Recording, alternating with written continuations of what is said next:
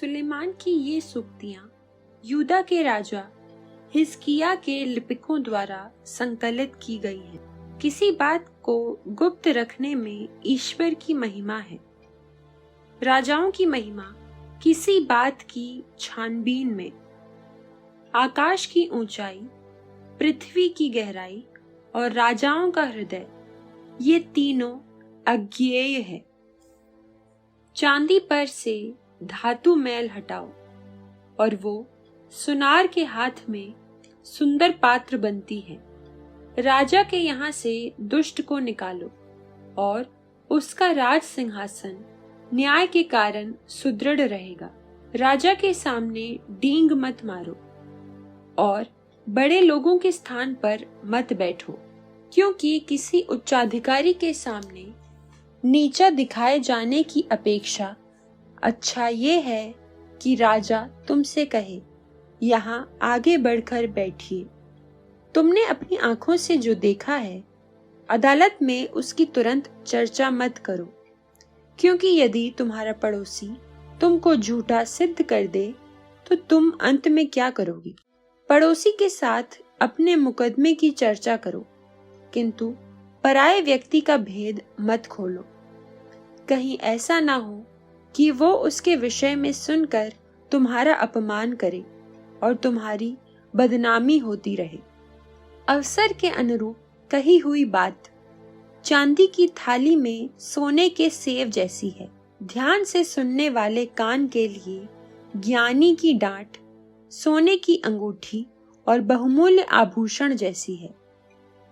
विश्वासी संदेशवाहक अपने भेजने वाले के लिए कटने के समय शीतल बर्फ जैसा है।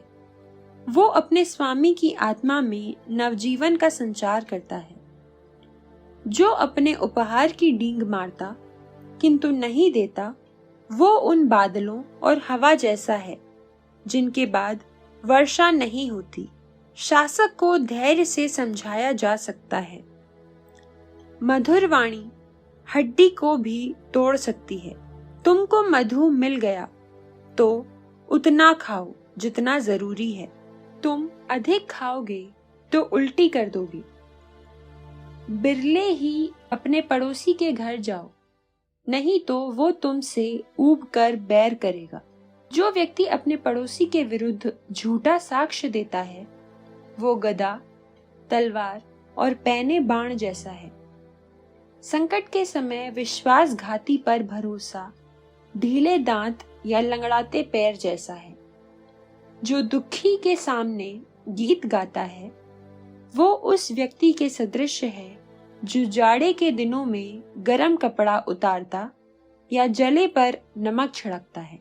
यदि तुम्हारा शत्रु भूखा है तो उसे खिलाओ, यदि वो प्यासा है तो उसे पिलाओ, क्योंकि तुम उसके सिर पर जलते अंगारों का ढेर लगाओगे और प्रभु तुम्हें उसका बदला चुकाएगा।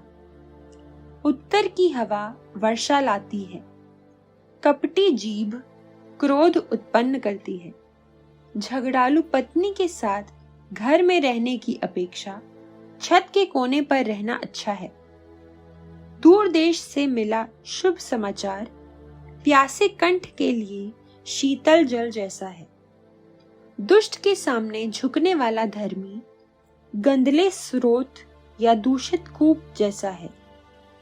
अधिक मधु खाना अच्छा नहीं है, किंतु कठिन विषयों का अध्ययन महत्वपूर्ण है। जिस व्यक्ति में आत्म संयम नहीं, वो उस नगर जैसा है जिसकी चार दीवारी गिरा दी गई है।